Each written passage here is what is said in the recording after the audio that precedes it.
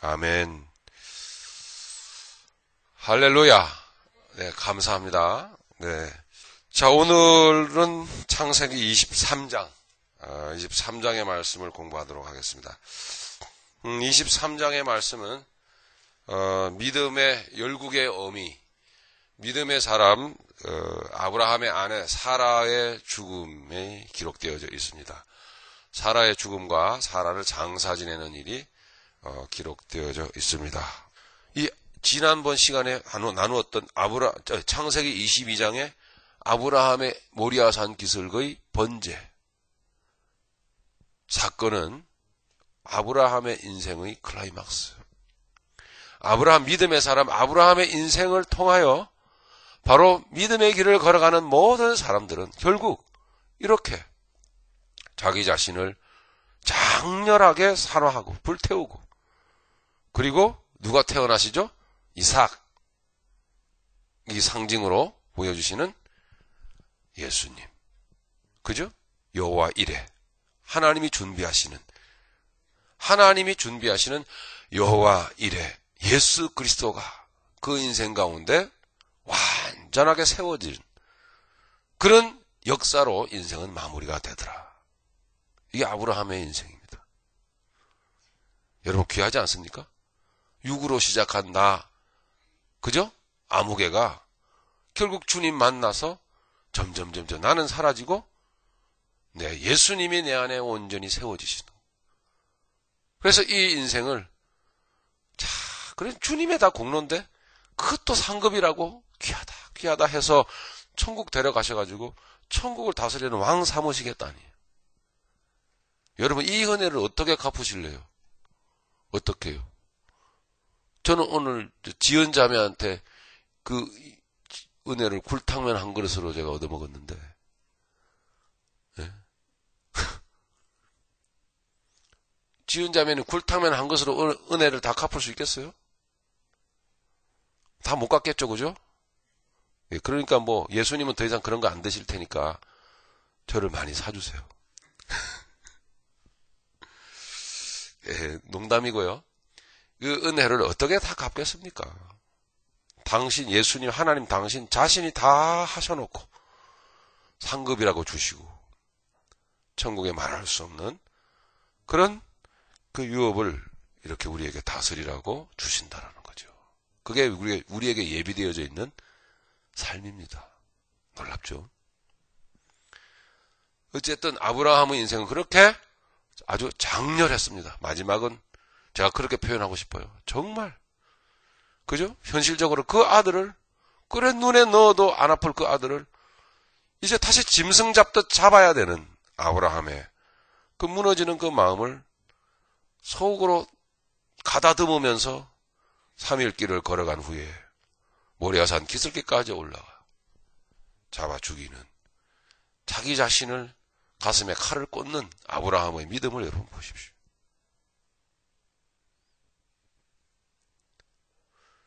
하나님은 이런 내용을 통해서 나에게 택함을 받은 너희들의 인생은 이렇게 되기를 원한다 하는 거죠. 자, 그래서 우리가 배웠던 것은 결국은 내가 번제단 위로 끊임없이 올라가져야만 한다는 것을 가르치셨다는 거죠. 그것이 바로 우리의 진실된 인생이다라는 거죠. 우리의 인생의 모습. 내가 끊임없이 번제단 위로, 십자가 위로 올라가는 것. 그게 바로 뭐죠? 예배 아닙니까? 그러니까 우리는 결국 예배하는 자들이구나. 그죠? 우리의 인생은 예배의 인생이구나라는 것을 우리는 배울 수 있지 않겠습니까? 처음에는 마귀를 예배하는 자들이었어요. 그러다가 세상을 쫓으면서 그러죠? 그러다가 하나님의 그 택하심을 받아서 이제는 하나님을 경외하는 자들로 바뀌었습니다. 그래서 하나님을 예배하는 자들이 되었더라는 그런 이야기죠. 그러니까 아브라함은 가는 곳마다 단을 쌓았습니다. 그렇게 아브라함은 하나님께 예배를 드렸던 것이죠. 그리고 나서 하나님은 아브라함에게 복을 주십니다. 17절에 그렇게 말씀하고 있죠. 하나님은 아브라함을 받으시고 내가 네게 큰 복을 주고 내 씨로 크게 성하여 하늘의 별과 같고 바닷가의 모래와 같게 하리니. 영적으로 번성하고 영적으로 생육하고 세상을 다스리게 하는 그 인생이 되게 하신다는 거죠. 그 이유는 내 씨가 그 대적의 문을 얻게 될 것이기 때문에. 자, 아브라함에게서 탄생된 그 씨는 누구였습니까? 이삭이었죠.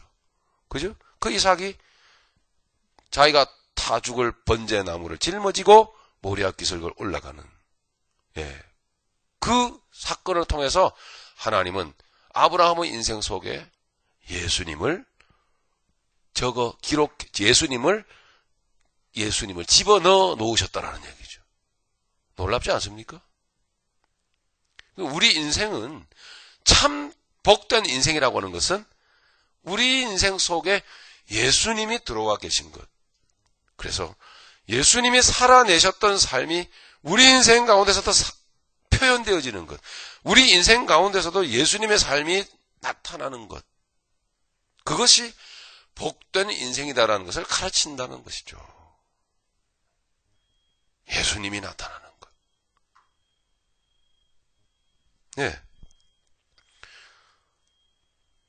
그럴 때 그 대적의 문을 얻으리라. 문을 얻는다. 이건 다 이 어떤, 여러분 보십시오. 이건 문을 박차고 들어가서 그 성을 빼앗는다라는 뜻이잖아요. 그죠? 보통 고대 그 전쟁들은, 싸움들은 항상 이렇게 성이 있고 쳐들어가는 진영이 있고 방어하는 진영인데 문을 굳게 닫고 전쟁을 치지 않습니까? 근데 네가 정말 네 인생 가운데 예수 그리스도가 살아계시다면 너는 그 대적의 문을 얻게 될 거다. 뭐 때문에? 그 씨로 말미암아, 예수 그리스도로 말미암아, 예수 그리스도로 말미암아 원수를 이기는 인생. 그것이 하나님이 기뻐하시는 복된 인생이다 라는 것을 가르친단 말입니다. 오늘 이기셨습니까? 어때요? 예수님으로 사셨습니까? 어떠셔요?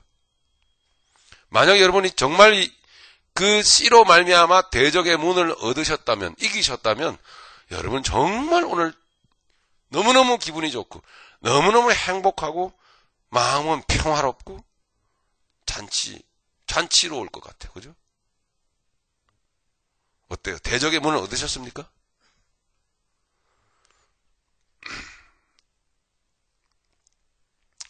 어떤 분은 항상 얻기 때문에 이제는 적응이 돼갖고 별로 기쁜 줄도 모르겠어요. 그런 분도 계시는 것 같아요.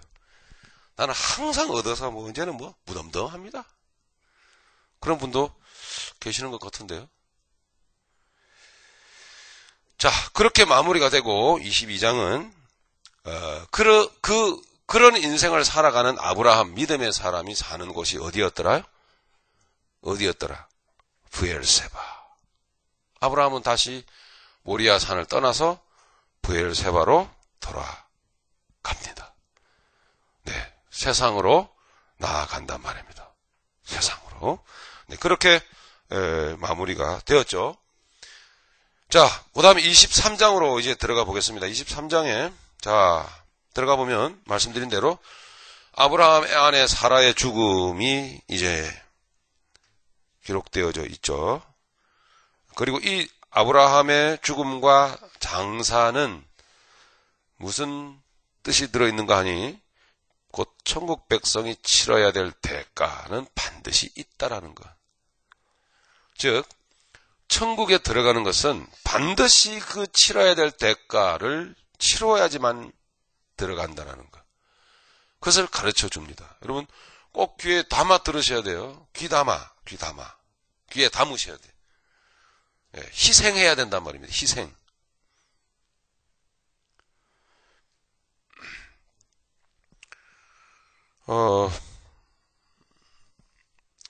자, 1절을 먼저 한번 여러분 보시죠. 1절은 열국의 어미 사라가 127세로 세상을 떠나는 장면이죠.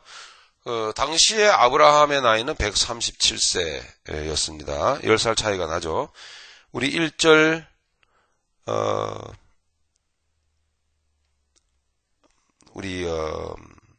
4절까지만 같이 읽어보겠습니다. 시작. 사라가 127세를 살았으니 이것이 곧 사라의 향년이라.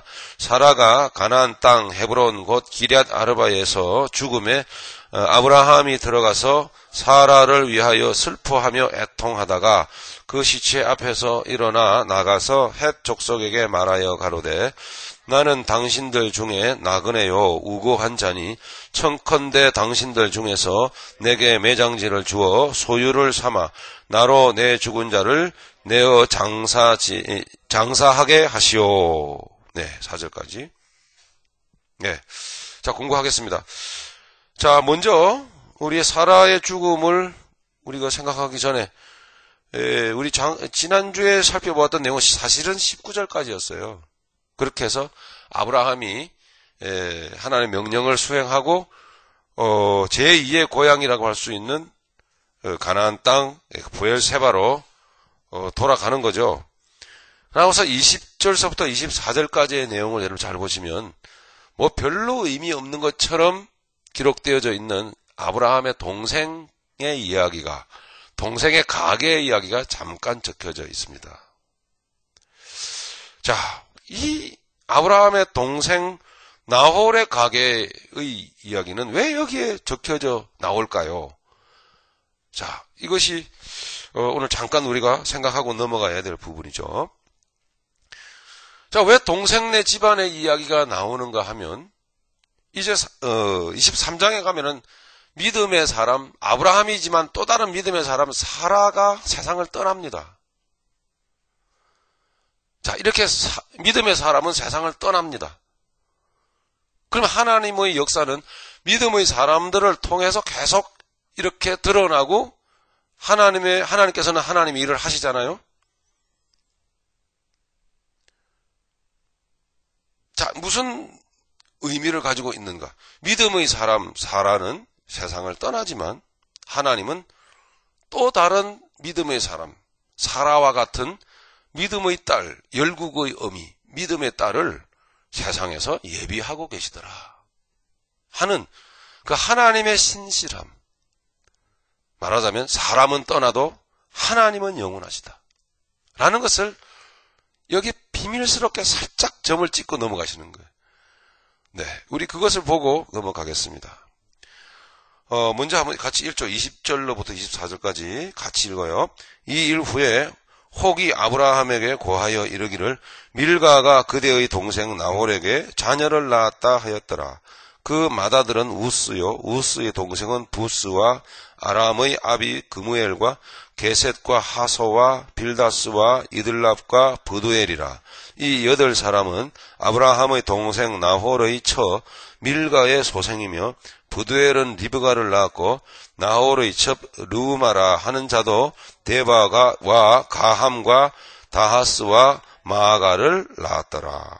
자, 이렇게 아브라함의 동생 나홀의 가계가 쫙 나옵니다. 이 중에서 뭔가 눈에 확 들어오는 사람 여러분 없습니까? 리브가가 나오죠. 그죠? 바로 하나님은 지금 이 리브가를 예비하셨던 거예요. 아브라함의 동생 나홀의 가계가 별로 여기 지금 얼마나 지금 아주 익사이팅하고도 깊고도 또 우리에게 그 구절구절들 엄청난 은혜를 담고 있는 내용들이 지금 아브라함의 가계를 통해서 쫙 지금 흘러가고 우리는 야, 믿음의 사람의 인생이란 이런 거구나 하고 막 은혜를 받고 막 지금 감동을 받아가고 있는데 아브라함의 동생 이야기가 뭐하러 튀어나옵니까? 괜히 분위기 망치기. 자, 23장에 들어가 보면 말씀드린 바와 같이 사라가 세상을 떠나거든요. 근데 하나님은 사라 대신에 또 다른 한 믿음의 여인 리브가를 준비하시더라는 말입니다. 이것입니다. 인생은 떠나도 하나님은 이 세상 가운데서 하나님의 일을 성실하게 하십니다. 그렇죠? 네, 여러 차원에서 우리는 인생을 깨달을 수 있겠죠. 우리는 이 세상을 언젠가는 떠날 겁니다. 그죠? 우리 믿음의 사람 맞죠? 하나님은 그러나 하나님의 일을 이 세상 가운데서 여전히 성실하게 이루어 가십니다. 우리는 이 세상에서 유한하지만 하나님은 이 세상에서 영원하시다. 그리고 하나님 나라에서 물론 영원하신 분이시다. 그래서 우리의 참 연약함과 우리의 작음을, 우리의 티끌 같음을 인정하는 것입니다. 하나님의 영원하심을 다시 한번 우리는 말씀을 통해서 생각을 해보는 것이죠. 이 하나님의 역사가 우리는 아브라함과 이삭과 야곱의 일생을 통해서 쭉 흘러가는 것을 내용을 대충은 다 여러분 잘 아시지 않아요? 이제 아브라함도 잠시 후면은 세상을 떠날 것입니다. 이제 이삭의 시대가 열릴 것입니다. 그리고 이삭의 아들, 두 아들 중에 동생인, 그죠? 쌍둥이 중에 동생인 야곱의 일생이 펼쳐질 것입니다. 야곱에게 있어서 이 리브가라는 사람이요, 중요한 사람이거든요. 하나님은 야곱을 또 이미 미리, 아직 태어나지도 않은 야곱을 하나님은 미리 아시면서 리브가를 준비하시고, 무슨 뜻일까요? 야곱을, 불신의 사람 야곱을 믿음의 사람 이스라엘로 세우는 과정 속에서 하나님은 리브가의 가정이 필요하셨던 거죠. 리브가에서 야곱을 빚으시는 그 영적인 대인관계 훈련의 도구로서 사람이 예비되어져 있는데 누구죠? 리브가의 오빠 라반이 있잖아요. 라반. 그죠? 자, 이렇게 되는 거죠. 그러니까 하나님은 이미 역사를 다 보고 계시면서 지금 딱 준비해가고 만들어 가신다고요.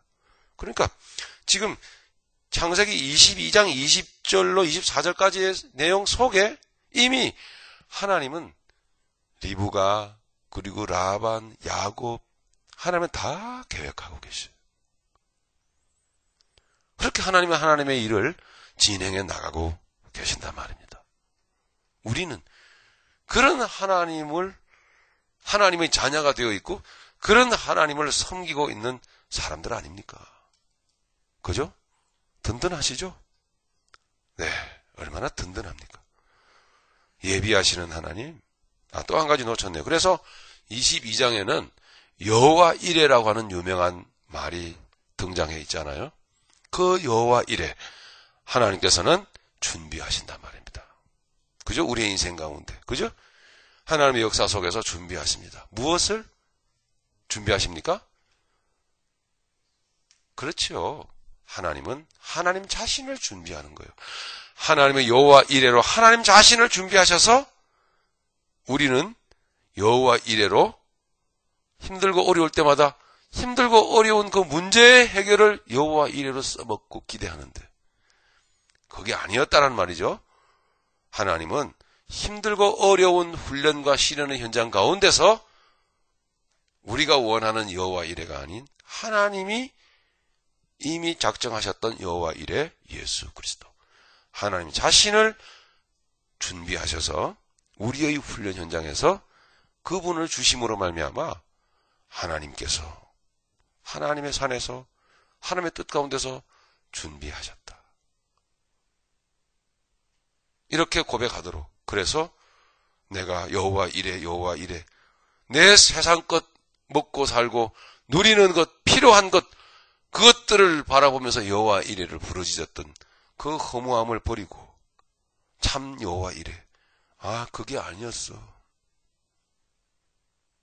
진정한 여호와 이레는 내 안에 예수님으로 충만해지는 건데, 내 안에 예수님으로 채워지시는 건데, 진정한 여호와 이레, 내 안에 예수님으로 충만되어질 때 내게 필요한 것들이, 당장에 아쉬운 것들이 충족되어지지 않고 채워지지 않아도 여호와 이레, 진짜 여호와 이레, 예수님으로 내게 완전하게 충족되어지면 그 모든 것들이 만족된다.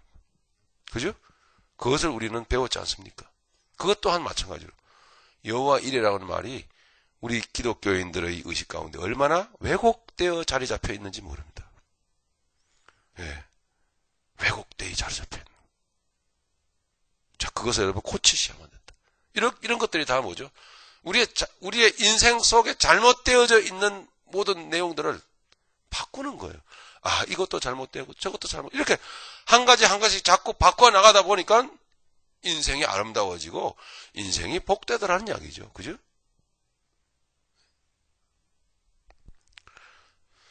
자, 거기까지 우리가 배웠고, 그리고 22장 마지막 부분에 이 아브라함의 동생 나홀의 가게가 잠시 소개되는 이유를 여러분들은 아셔야만 한다.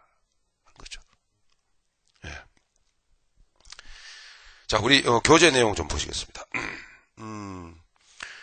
22장 20절 24절의 아브라함의 동생 나홀의 가게의 이야기가 모리아산의 여호와 일의 사건과 23장의 사라의 죽음 사이에 들어가 있는 그 이유가 무엇이었을까 말씀드렸습니다. 하나님의 후속사적인 그 뜻을 이루어 가시고 성취해 가시기 위해서, 만들어 가시기 위해서 하나님은 이 가운데 지금 잠시 후면은 세상을 떠날 또 다른 사라를 준비하시고 그의 가정을 통해서 하나님의 일을 이루어 가시고자 하는 그 뜻을 여기에다가, 예, 말하자면 감춰 놓고 있는 거예요. 뭐 그렇게 아주 감춰져 있는 건 아니에요. 조금만 여러분 감각을 열고 보면 아, 이런 뜻이 들어있구나 하는 것을 여러분 알게 되죠. 그래서 우리에게 좀 또 적용적으로 유익되는 것은 이렇듯 이건 다 인생 아니에요. 그죠? 아브라함의 인생, 아브라함의 동생 가게의 인생 등 이래서 우리는 우리의 믿음의 사람의 그 개인의 삶과 그 다음에 가정과 또 뭐 가문과 또 우리가 함께 더불어 살아가는 우리의 친척 또 뭐 사회 속에서 우리 만나는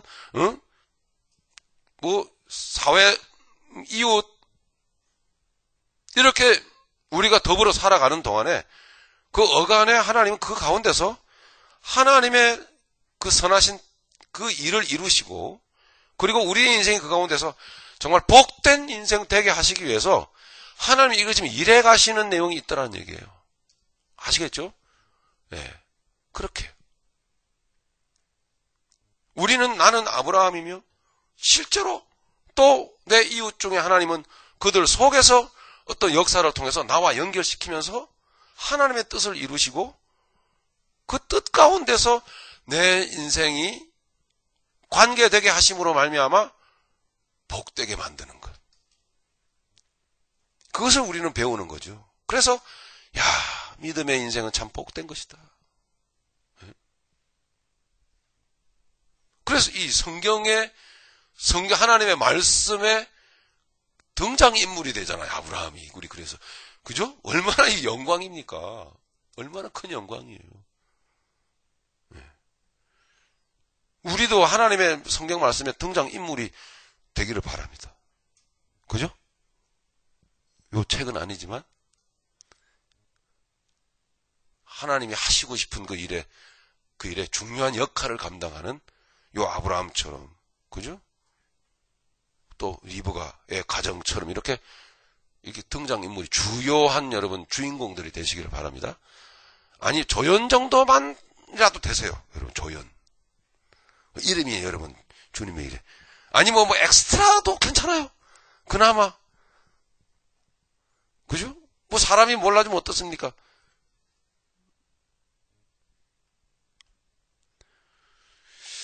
자, 영적으로 그런 의미가 들어있죠.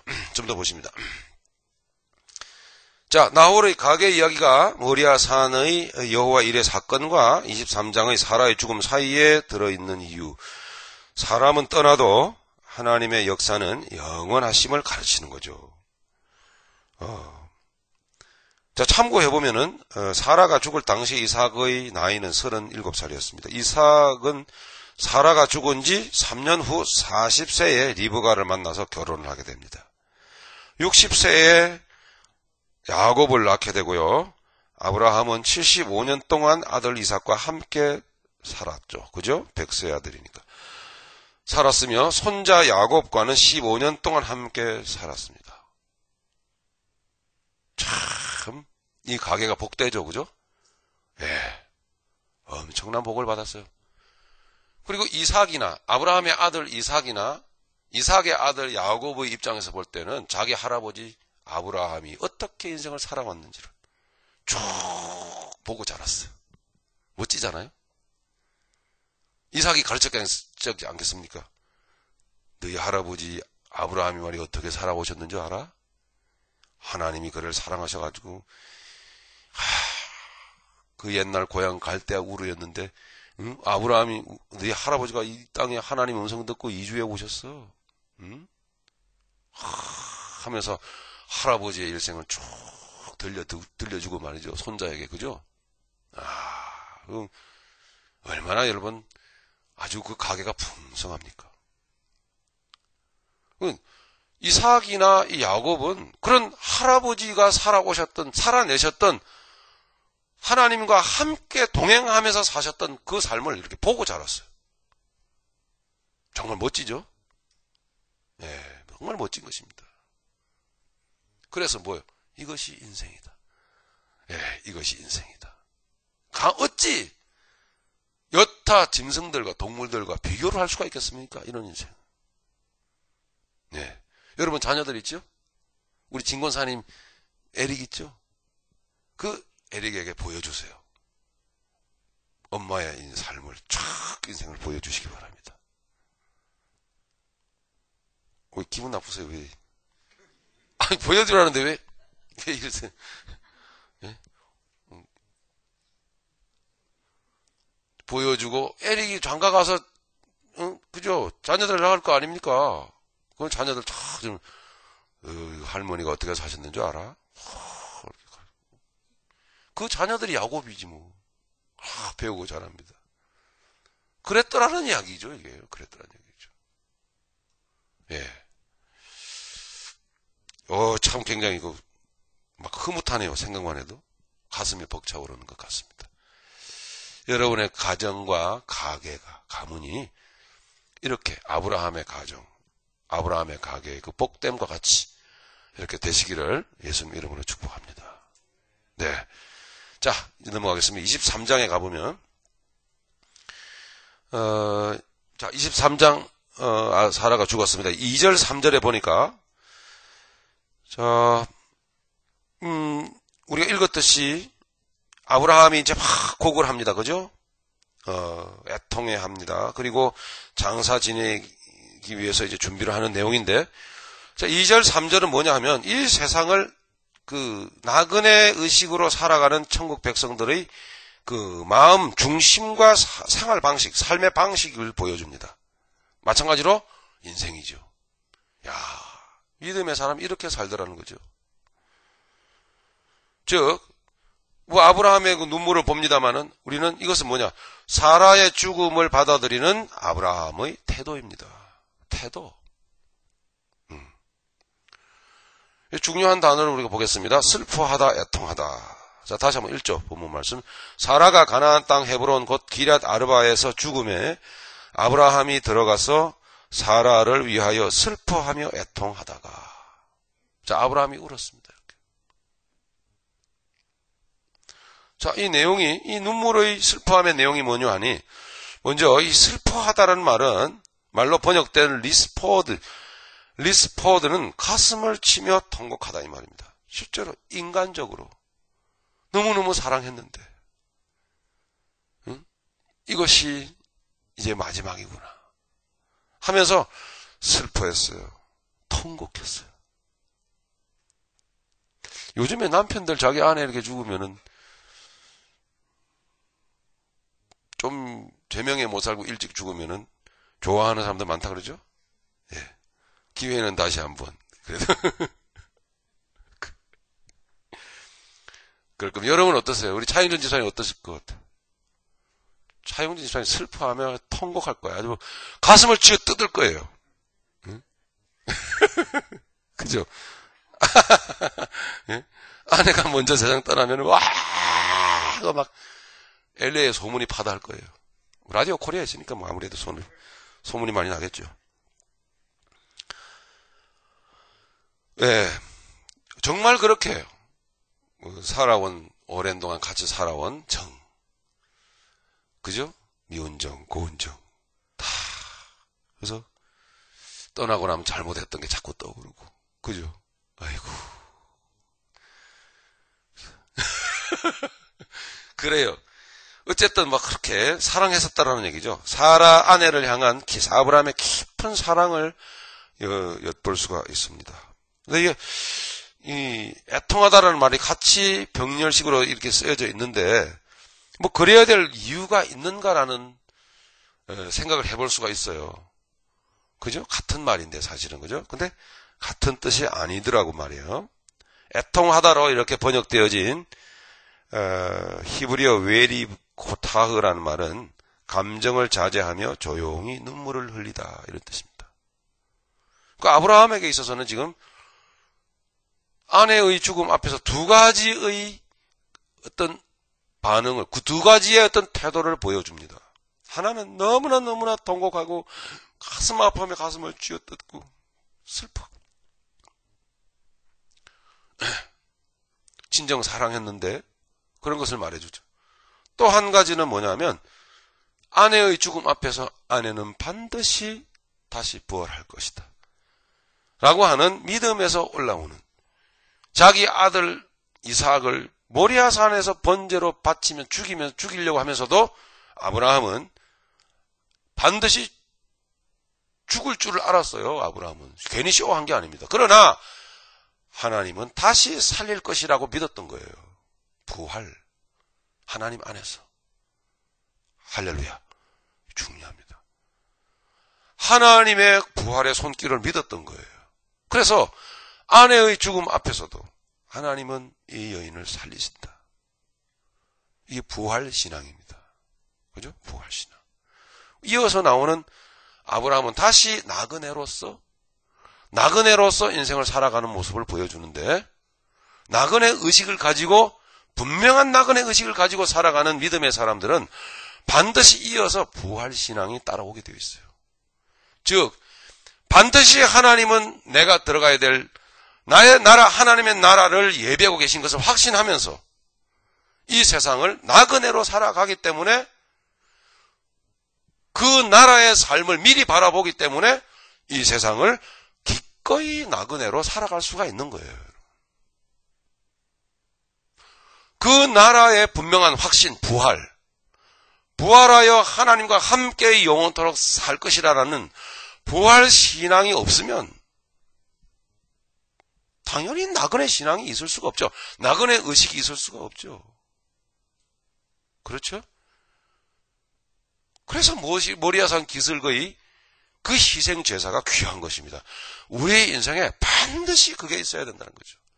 우리의 인생의 최종점에 가서는 반드시 이렇게 모리아산 기슭의 자기를 드리는 희생 제사가 반드시 있어야 된다.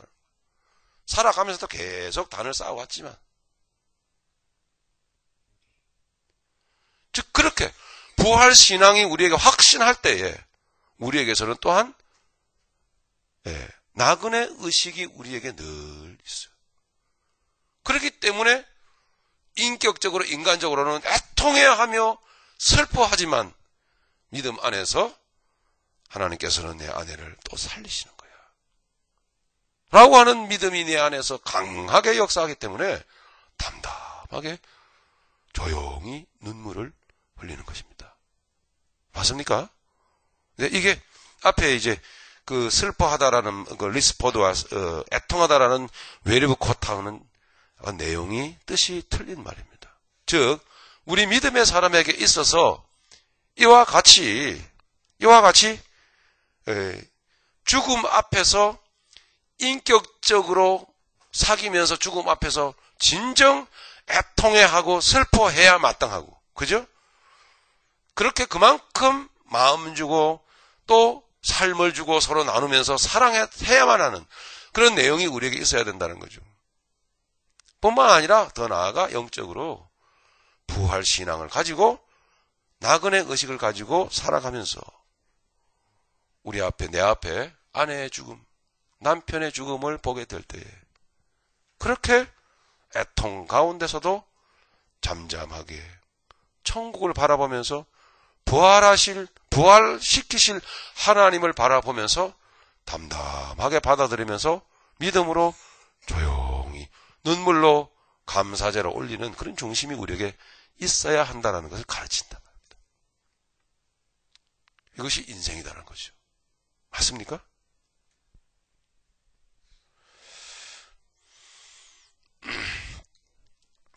그래서 그 뒤에 기록되어져 있는 애통하다라는 뜻은 사라의 부활을 소망하는 아브라함의 믿음의 중심을 엿보게 되는 것입니다. 이렇듯 두 가지가 여러분 동일하게 여러분에게 여러분의 인생 가운데 부부지간에 여러분의 인생 가운데 이렇게 있기를 바랍니다. 네, 이렇게 되어 있기를 바랍니다. 자, 그렇게 되실 것입니다. 자, 그걸 보여줍니다. 즉 아브라함은 사라의 죽음 앞에서 가슴을 치며 통곡을 하면서도 스스로 슬픔을 자제하며 조용하고 담담하게 아내의 부활을 믿음 안에서 바라보았던 것이죠.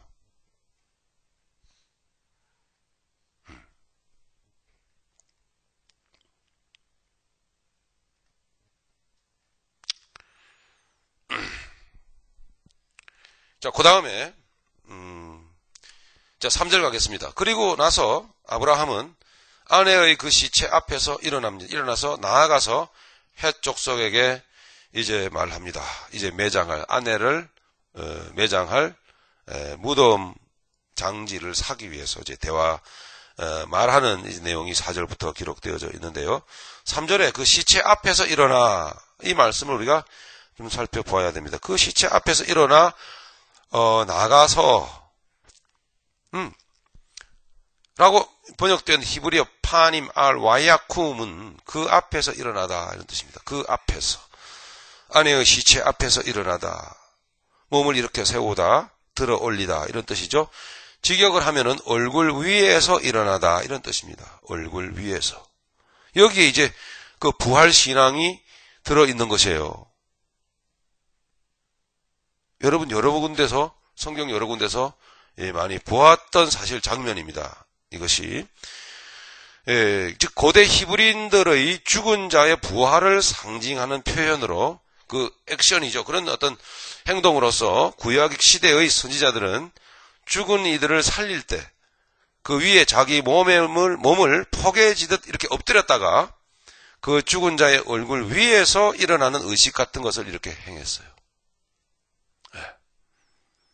열왕기상 17장 21절로 22절을 여러분 한번 찾아보겠습니다. 거기에 보면은 그 엘리야 선지자가 나오는데 엘리야 선지자가 사르밧 과부의 아들의 그 병들어 죽은 그 시체 위에 엘리야가 올라갔다가 그 자기 몸을 그 시체 위에 얼굴을 포개고 몸을 다 포갠 후에 그리고 다시 기도 드리고 일어나는 장면이 거기에 이렇게 설명이 되어져 있어요. 찾아보셨습니까? 예. 그리고 열왕기하 4장에 보면은 거기에는 이제 선지자 엘리사가 나타나죠. 자, 엘리사가 죽은 수넴 여인의 아들을 살리는 그런 행동이 나오죠. 똑같은 행동입니다. 시체가 이렇게 누워져 있는데 시체 위에 자기 몸을 올려서 이렇게 포개입니다. 눈에는 눈, 입에는 입 이렇게 갖다 대고서는 하나님께 기도합니다. 그리고서는 내려왔더니 이 죽은 자가 살아난 거예요. 부활했죠. 예. 이런 어떤 내용들이 있습니다. 참 신기한 행동들이죠. 그죠? 이게 도대체 무엇을 의미하는가? 이게 바로 예수 그리스도의 십자가의 죽으심과 부활을 예표하는 것들입니다. 상징하는 것들이에요. 그러니까 예수님의 죽으심이란 뭐냐 하면 예수님 십자가의 죽으심을 다시 이렇게 엘리야의 행동과 엘리사의 행동, 아브라함의 행동 등으로 이렇게 표현해 내보면은 뭐냐 하면 십자가의 죽으심을 자, 우리가 죽은 시체된 우리의 몸에 예수님이 이렇게 포개셔가지고요. 포개셔가지고 눈은 눈에다 갖다 대시고 입은 입에다 갖다 대시는 거예요. 손은 손에다 딱 갖다 대시고. 예.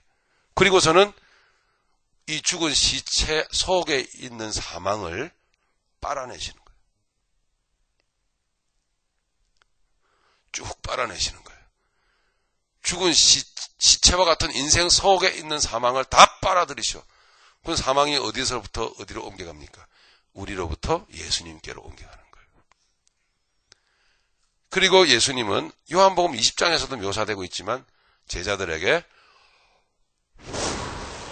숨을 내쉬며 가라사대 성령을 받으라. 이런 장면이 나오죠. 그 장면을 여러분 기억해 주시기 바랍니다. 그렇듯 예수님은 생명을, 자기 안에 있는 생명을 불어넣으셔. 생명이 들어갑니다. 죽음을 빨아내시고 생명을 불어넣어서 영생을 집어넣으셔서 살게 하시는 예수님의 십자가 사건을 여기에 예표하고 있는 것들입니다. 이렇듯 아브라함은 자기 아내의 몸 위에 올라가서 그렇게 중심을 드리고 기도 드리면서 하나님은 아내를, 사라를 반드시 다시 살리신다 하는 것을 믿음 가운데 기도 드리고 내려왔던 거예요. 여러분도 그렇게 하시기를 바랍니다. 할렐루야. 하십시오. 네, 이제 우리 차주미 집사님이 이제 먼저 돌아가시면 우리 차영준 집사님이 그렇게 하시기 바랍니다. 예, 그렇게 해서 혹시 압니까? 부활하실지 다시. 예, 그런 의미로 아시겠죠? 그랬다라는 얘기죠. 그래. 예. 또 실제로 그러시면 우리 아빠, 아이들이 보기에 우리 아빠, 우리 엄마 너무 사랑해갖고 약간 맛이 가셨나 봐. 이상한 짓 하셔. 어떡해? 또 그럴지 모르니까 또 그런 것은 아니지만 자, 그런 뜻이란 말이죠. 예, 그렇습니다. 자, 이런 고대 히브리인들의 그 행위는 예수 그리스도가 죽은 자와 연합되어져서 그 죽은 자의 사망을 자기가 가져가시고 자신의 생명을 불어 넣어주시는 십자가 복음을 상징하는 것이었단 말입니다. 하나님의 은혜가 참 놀랍죠. 우리 사도행전 20장 10절에도 보면은 똑같은 사도 바울의 그 행동이 나오죠. 바울이 드로아 방문 때 그 설교를 이렇게 좀 오래 했어요. 저처럼 오래 했는데 이렇게 우리 한번 찾아보죠. 사도행전 20장.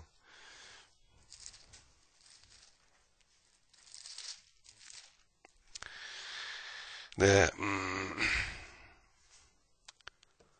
7절부터 12절까지 우리 같이 읽겠습니다. 시작. 안식 후 첫날에 우리가 떡을 떼려 하여 모였더니 바울이 이튿날 떠나고자 하여 저희에게 강론할세 말을 밤중까지 계속하며 우리의 모인 윗다락에 등불을 많이 켰는데 유두고라 하는 청년이 창에 걸터 앉았다가 깊이 졸더니 바울이 강론하기를 더 오래 하며 졸음을 이기지 못하여 3층 루에서 떨어지거늘 이렇게 보니 죽었는지라.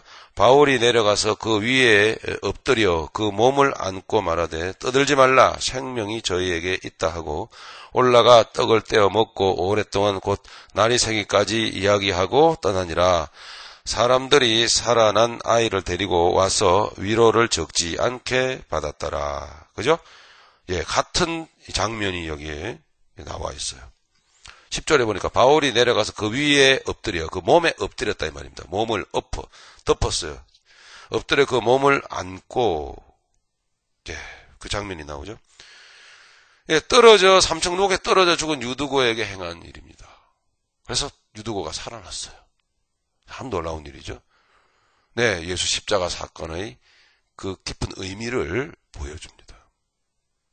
생명은, 죽음은 자기가 가져가시고 영원한 생명을 주시는 부활신앙을 말씀하고 있는 거죠. 여러분, 다시 사실 것을 믿습니까?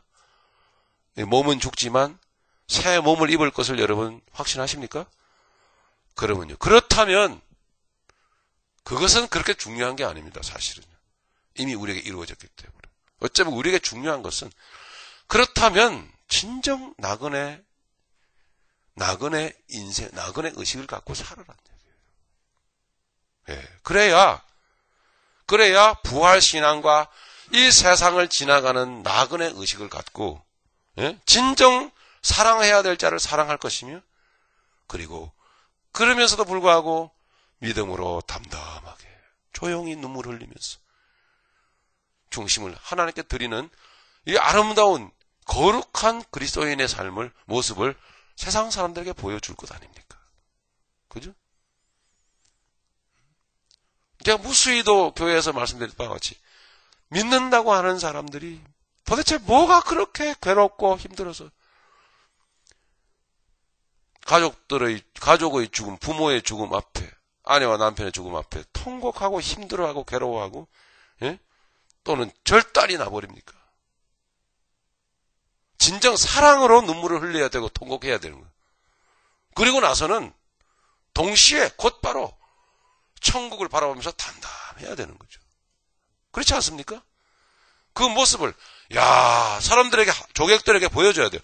정말 저 사람은 자기 아내를 사랑했구나. 정말 저 사람은 자기 남편 사랑했었어. 저거 봐. 그죠? 죽음이 무서워서 이게 아니고 정말 사랑했다라는 것을 이렇게 보여주는 눈물. 응? 그 섭섭함.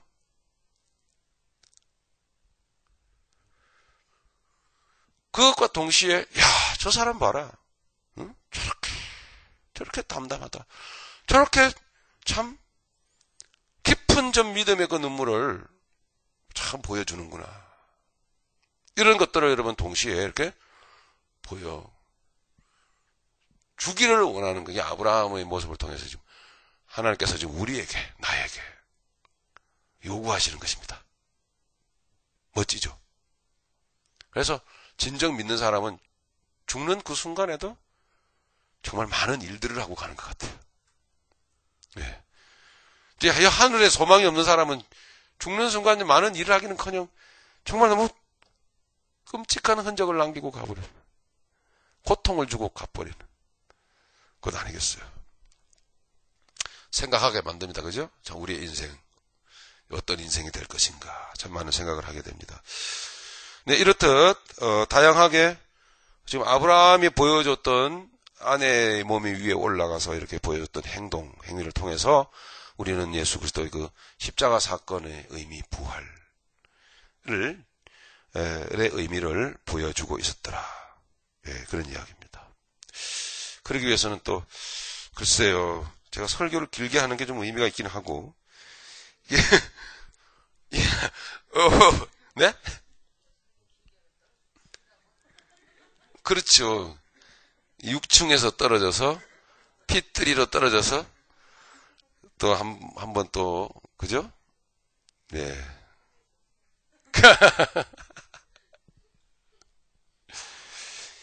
이 아브라함이요, 이 드로아 지역까지 가가지고 이 사람들을 모아놓고 설교를 했는데, 저녁부터 설교를 했어요. 저녁에 이제 설교를 했는데, 밤중까지 계속 한 거예요. 설교를. 얼마나 길게 했는지. 그래요. 알아요. 저도요. 질만 좋으면 무슨 문제입니까? 뭐 그런 얘기죠? 그죠, 여러분? 질이 좋도록 해야 된다는 얘기지. 그죠? 저도 그게 조금 찔림을 받았는데, 그래요. 길고 짧은 게 문제가 아니야. 질의 문제가 있는 거지. 예. 좀, 한바탕 좀 여러분에게 좀 웃겨줄래다가 그냥 말겠습니다. 예, 그만큼 제가 좀 자신이 없고 좀 그러네요. 자, 3절까지 넘어갔습니다. 그 다음에 4절부터 마지막 절 20절까지 여러분 보시면 이제 그 아내를 이제 장사 지내는 내용이 기록되어져 있습니다. 여기 4절 보시면 바로 나오죠. 자, 아브라함이 뭐라고 말하죠? 헷 족속들에게 나는 당신들 중에 나그네요. 참 이게 중요합니다. 그죠? 오늘 중요한 대목 많이 나옵니다. 인생에 있어서. 네. 그죠? 여러분에게 여러분 콕콕 찍어 넣으세요. 이 부분. 아브라함의 부활신앙. 그죠? 아브라함의 일생의 동반자 아내를 향한 사랑. 그리고 믿음 안에서의 담담함. 그리고 세상 사람들에 대한 자기 정체성. 그죠? 자기 색깔. 나는 나그네요. 이거를요, 자기의 손자 야곱도 그대로 본받았어. 예. 들었지 않겠습니까? 아버지 이삭에게부터. 너희 할아버지가 어떻게 사셨는지 알아? 여러분, 옛날 좀 오래된 것인데, 정말 감동 많이 받았어요. 루츠라고요. 뿌리. 그죠? 쿤타킨테. 흑인, 이 노예 시대부터 노예 해방 시대까지 쭉, 킨테가 주인공이죠? 가족사에서 쭉, 할아버지가 겪은 고생, 노예 생활했던 거, 그래서 좌우지가 이제 그렇습니다. 그래서 이 아들이 손자를 낳았는데 그 사람을 밥아들에 나가가지고 탁 들고 그런 장면들이 나옵니다. 자식들에게 할아버지 이야기 들려주고 이 땅에 와서 우리가 지금 사는데 우리의 가계의 인생 역사 속에 어떠했는지를 쭉 얘기를 해줘. 제 마치 이제 그런 장면처럼 여러분의 개인과 가정과 가계 인생 속에서 이런 참 복되고 귀한 믿음의 흔적들이 이렇게 나타나기를 여러분에게서부터 여러분 부모 때에서부터 그걸 보지 못했다면 지금부터 여러분 여러분의 이런 어떤 아름다운 인생의 이런 모습들을 이렇게 여러분 이제 좀 만드시고 이런 족적을 남기셔서 자손들에게 자식들에게 보여주십니다. 여러분 다 압니다, 여러분. 말씀을 가르치고 싶으실 때 또 가르치셔야 되겠지만 굳이 그렇지 못하셔도 여러분 삶으로 여러분 살아내시기 바랍니다. 우리 엄마가, 우리 어머니가, 우리 아버지가 어떻게 살아오셨는지를 그 고생, 그 많은 그 시련과 환난 속에서도 어려움 가운데서도 이렇게 그런 세상 풍파 다 겪어내시면서 믿음으로 살아내셨다. 여러분의 자식들이 자식 낳아서 여러분의 손자, 손녀들에게 그렇게 이야기해 줄 수 있도록. 그죠? 그게 유산 아니겠어요? 그렇게 떳떳하고도, 응? 그렇게 보람되게 여러분의 자녀들이 여러분을 바라보게 하시고, 그리고 여러분의 손자, 손녀들에게, 후손들에게 말해 줄 수 있도록. 그렇게 여러분 하셔야 된다.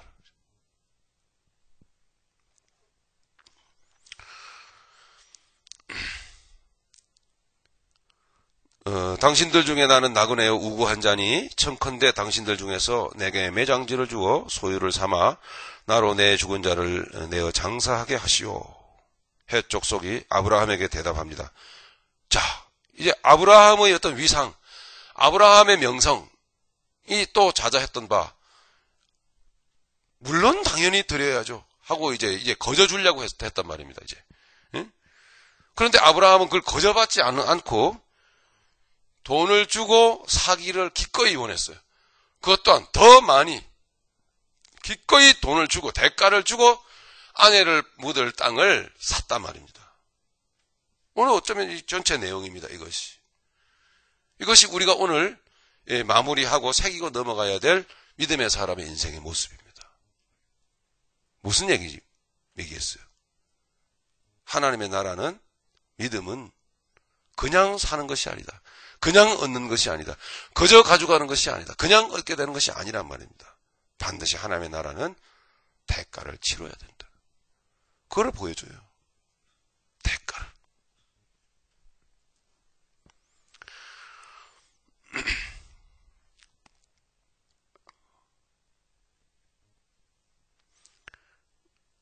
요절입니다. 헷 족속이 아브라함에게 대답하여 가로되 내 주여 들으소서. 내 주여. 아브라함의 위상을 느끼게 해주죠.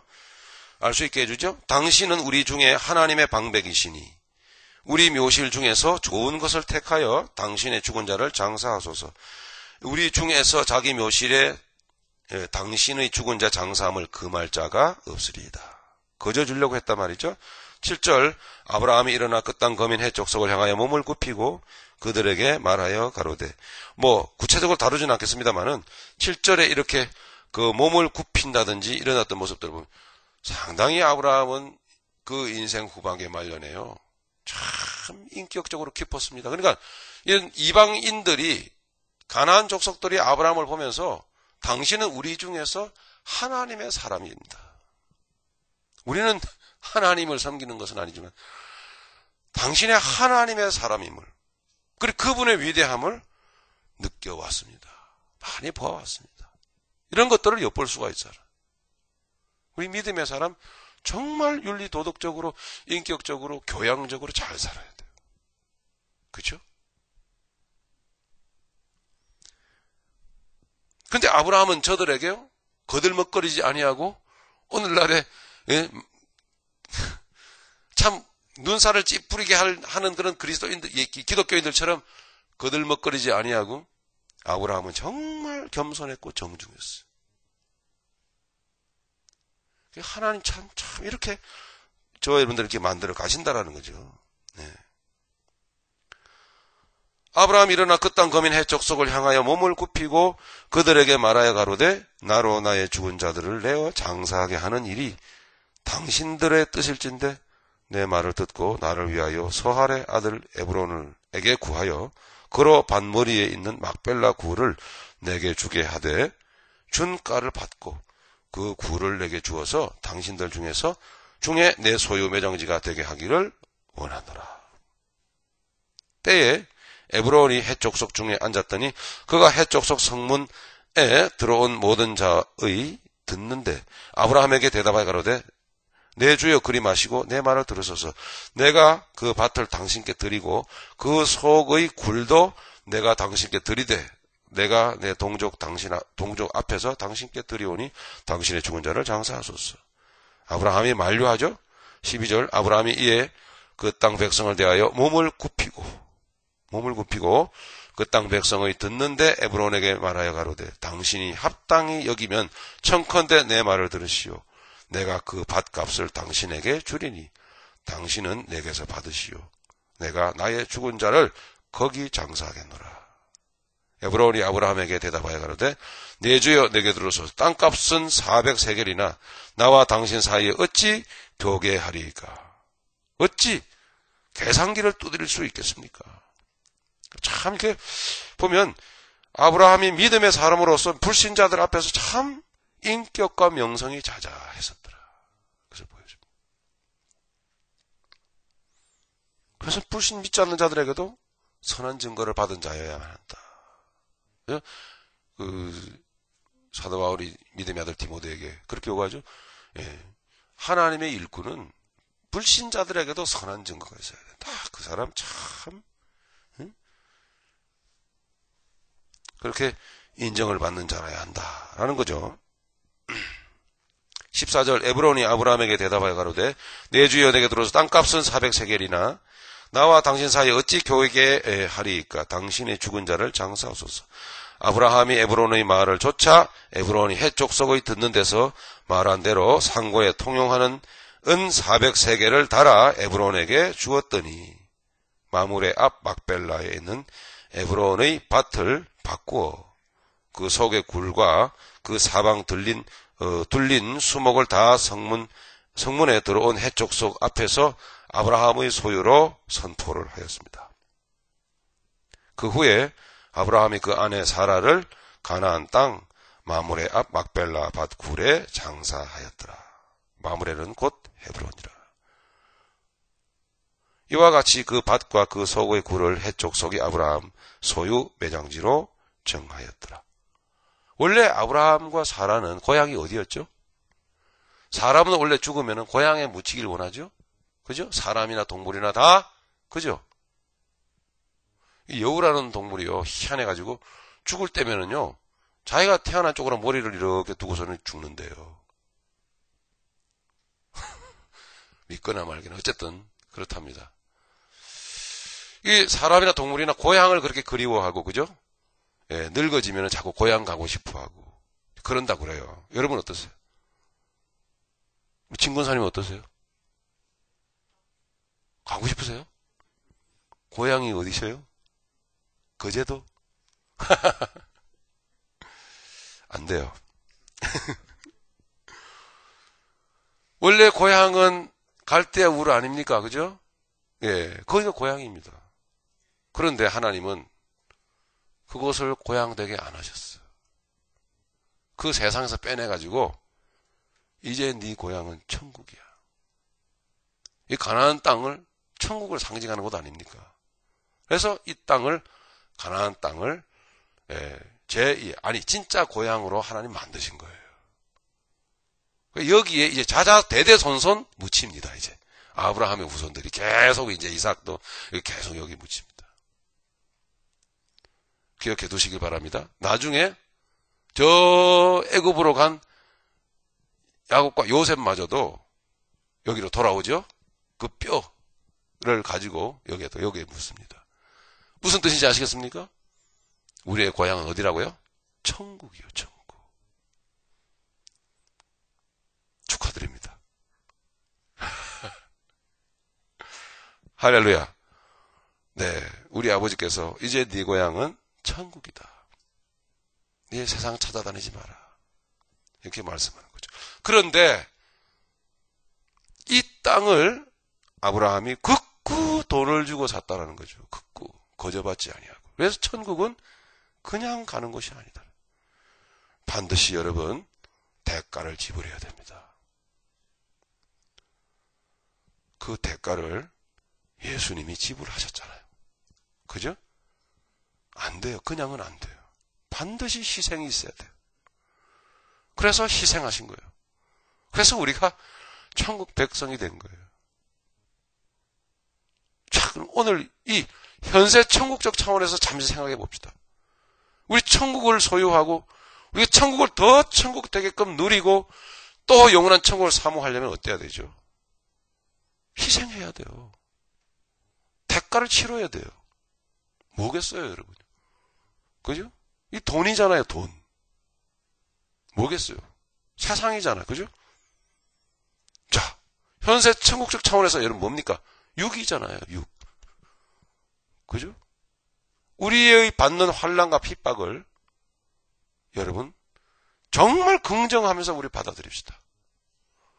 이 시간에 여러분 지난 바로 조금 전까지 여러분 속에 맺혀 있고 속에서 여러분 상처가 되었던 모든 어떤 그런 것들 감사로 바꾸시길 바랍니다. 대가를 치르라고 주님이 주시는 거 아니겠어요? 그죠? 그죠? 부부지간에 부모 자식지간에 얼마나 마음 상할 일이 많습니까? 그죠? 상하죠? 그거를 여러분 다시 한번 여러분 이제 대가 치르는 마음으로 받아들입시다. 감사로. 그죠? 감사로. 주여 내게 이런 어려움, 이런 아픔 내게. 네? 저는 오늘 낮에도요. 아주 자녀 때문에 아주 그냥 속 뒤집어지는 분을 봤어요. 그래서 제가 뭐 살갑게 위로하거나 그러질 않았고 그냥 보고 지는. 이건 뭔지 아십니까? 사실은 좋은 거거든요. 저 집이었어요? 그 집 아닌데. 저기도 또 있네? 그죠? 뭐요? 나를 내려놓아야 되는, 그죠? 나를 포기해야 되는. 그러니까 그걸 예수님은 아버지의 뜻으로 알고 감사로 받아들여 대가를 지불했다고요. 순종했다고요. 오늘 내가 안고 있는 이 아픔과 이 문제와 이 고통을 이로 인하여 내가 좀 주의 법을 배우는구나. 그죠? 그렇게 여러분 감사로 받아들이면서 기꺼이 감사로 받아들인다라는 그것이 바로 뭐죠? 대가를 치르는 거예요. 기쁨으로. 네. 내가 낳은 자식 아니에요. 네? 그죠? 그 자식 그 지금 그대로 그림을 누구 그림을 보여주는지 아세요? 그렇죠. 그건 내 그림인 거예요, 그게. 예? 너 똑똑히 보라고. 예? 그게 거울인 거예요, 그게 거울. 정말 그래요. 오늘 이 얘기도 여러분 입술을 깨무시면서 받아들이시기를 바랍니다. 감사로. 그럴 때 그 즉시로 여러분 감사로 받아들이면서 그 즉시로 먼저 날 위해서 희생을 치르신 주님의 얼굴을 이렇게 바라보노라면 여러분에게 맺혔던 아픔과 상처와 뚫리지 않는, 시원하지 않는 여러분의 마음, 답답한 마음이 쫙 기꺼이 이 대가 치르겠습니다. 아브라함은 그렇게 돈을 극구 해 사람들 손에 쥐어줬어요. 아브라함은 알았거든요. 그냥 가지는 거 아니라, 천국은 그냥 가는 거 아니라, 내 아버지의 약속하신 것은, 약속의 땅 그냥 가져가는 거 아니야. 내가 희생해야 돼. 그걸 아브라함 알았단 말이에요. 덥석덥석 쥐지 마시고 희생하시기 바랍니다. 네. 그래서 그걸 보여줍니다. 그래서 5절부터 20절까지 정리한 내용 여러분 한번 보십니다. 교재로 가서 마무리하도록 하겠습니다. 사라의 매장지 헤브론의 막벨라 굴을 돈 400세겔을 주고 사는 아브라함의 내용이 모습이 기록되어져 있습니다. 가나안 땅은 하나님께서 아브라함과 아브라함의 자손들에게 약속하신 땅입니다. 맞죠? 아브라함은 그 땅 중의 일부인 헤브론, 막벨라 굴을 거저 얻을 수도 있었으나 굳이 돈을 주고 샀습니다. 무슨 뜻일까요? 무슨 뜻이었을까요? 가나안 땅, 천국, 약속의 땅, 하나님의 나라를 상징하는 것으로서 아브라함이 그 땅을 얻기 위하여 돈, 대가, 희생입니다. 돈을 지불했다라는 것은 하나님의 나라는 반드시 대가를 치루어야 가는 나라임을 가르치고 있는 것입니다. 여러분, 정말 현세 천국, 심령 천국의 그 풍요와 그 평강과 그 부여를 여러분 누리기를 원하십니까? 오늘 내가 받는 고난과 아픔을 긍정하면서 받아들이에요. 정말 해보세요. 아멘 감사하면서 해보세요. 미리 대가 치르신 주님의 얼굴을 똑바로 바라봐야 돼요. 그러면요, 그 아픔이 희한하게도 아주 신비로운 내 안에 그 아픔을 긁어내는 역할을 하더라고요. 이 아픔을 맺혀있는 그걸 그 피가 엉겨있는 그거를요 쫙 긁어내면서요 치료하세요. 네. 그러면서 아니요, 그게 있기 전보다, 그 아픔이 있기 전보다 더 어떤 크고도 풍요로운 하나님의 은혜를, 그 깊고 넓음을 막 선사하시는 그런 경험을 합니다. 그죠? 예. 누구에게도 여러분 뭐 이렇게 위로받을 이유도 없어요. 여러분이 직접 하세요, 직접. 그렇게 아브라함은 기꺼이 지불했어요. 기꺼이. 아니야, 몇 번씩이고 거절했습니다. 그리고 대가를 다 지불했어요. 그래서 그 산 가나안 땅 헤브론이 대대 자자손손 고향 땅이 됐단 말입니다. 상징이죠, 그죠? 천국이었단 말입니다. 이렇듯 여러분, 천국은 그렇게 우리에게 날로 날로 현실화되고, 우리의 심령 가운데 천국은 그렇게 우리에게 체험되어지는 거예요. 그렇게. 네. 우리 많이 감사로 감당되어지길 바랍니다. 네. 그렇게 마무리하겠습니다. 그렇게 대가를 치러야 가는 나라임을 아브라함은 보여주었고, 하나님은 가르치고 계셨던 것이죠. 자, 죽음 없이는 천국에 들어갈 수 없듯이 육신과 이 세상 정욕, 목적했던 이 세상 것들을 포기하고 마음으로부터 내려놓지 않으면 결코 들어갈 수 없는 곳, 그것이 천국이라는 것을 보여줍니다. 또한 결코 마음으로부터 이 세상 것들을 포기하고 마음으로부터 내려놓지 않으면 결코 그 천국을 누릴 수도 없는 것. 그래서 이 마음이 딱 꼬그라져가지고 꽁 하고 잘잘못만 따지면서 여기에 딱 걸려있는 사람들은요, 이게 세월 허송세 아무리 해봐요 무슨 유익이 있어요? 이 마음 내 마음에 나 잘 너 잘못 이거 다 걸고 계산하고, 예? 언젠가 논쟁이 터지면 반드시 내가 이거 다 얘기할 거야. 그래서 노트에 필기해놓고, 저는 다 버렸어요. 이제 없어요. 그래, 참 잘 살아보라지. 아이고, 행복도 하겠다. 그죠? 그래서, 뭐, 논리적으로 따져서 이기면 뭐 할 겁니까? 참 바보가 따로 없어요. 이기면 뭐 할 거예요? 이 세상 좀 행복하게 누리면서, 천국 누리면서 살아야 될 거 아닙니까? 그죠? 주자고요. 그죠? 치르자고요. 대가 치르자고요. 대가. 네, 대가 치르자고요. 결코 내려놓지 않으면은 누릴 수 없는 것이 또한 천국이라는 것을 보여주었다 말이죠. 보여주었다. 예. 그 출애굽기 8장 25절 27절 보시면은 거기에 이런 내용이 나옵니다. 그 바로왕이 이스라엘 백성들을 붙들고 안 놔주는데 하나님이 모세를 통하여 말씀하십니다. 내 백성을 이 애굽에서 놓고 내 백성이 이 애굽으로부터 정확하게 3일 길 걸어간 후에 그 광야에서 희생 제사를 치르게 해라. 내가 저들의 희생을 받겠다. 이런 말씀이 출애굽기 8장에 나옵니다. 하나님은 이 세상 살아간 우리에게 희생, 대가, 치름 굉장히 중요하게 생각하십니다. 하나님께서. 네. 왜? 그래야만이. 그죠? 그래야만이 우리가 마땅히 드려야 될 것, 마땅히 내려놓아야 될 것, 마땅히 치러야 될 것, 치러야, 포기해야 천국이 이루어지거든요. 네, 천국은 그렇게 우리에게 다가오는 것이거든요. 반드시.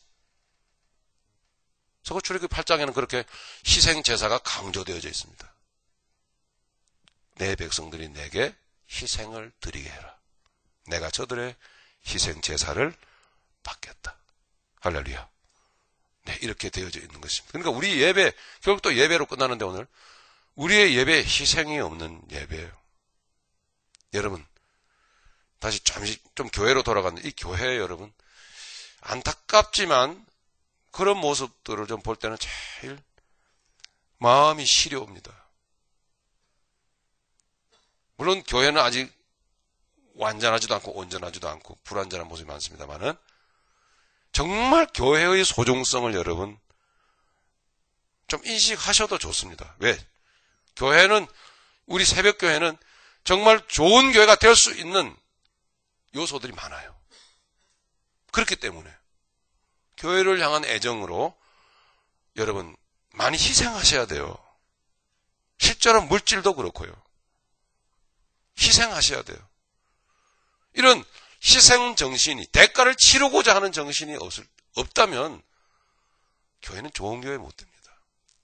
단순히 여러분 물질이 아니라 우리의 마음에서부터 내가 희생하고자 하는, 대가를 치르고자 하는 교회를 중심을 놓고 생각할 때에 그게 우리에게 없을 때요. 그건 사실 다 각자 나 먼저의 이기주의일 뿐이거든요. 그렇죠? 희생 매우 중요합니다. 아직도 그것이 이미 10년 가운데 이루어지지 않고요.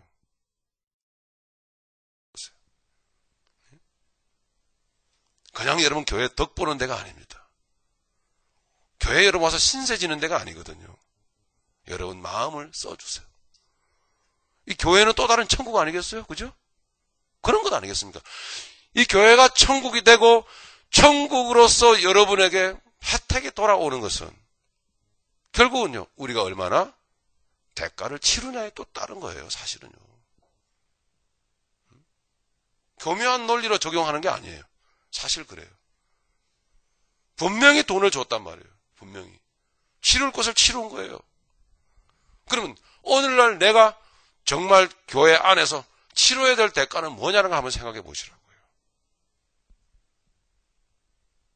어쩌면 그래도 정신줄을 붙들고 교회가 이렇게 세워져 나가고 있다고 한다면 왜 그렇겠어요?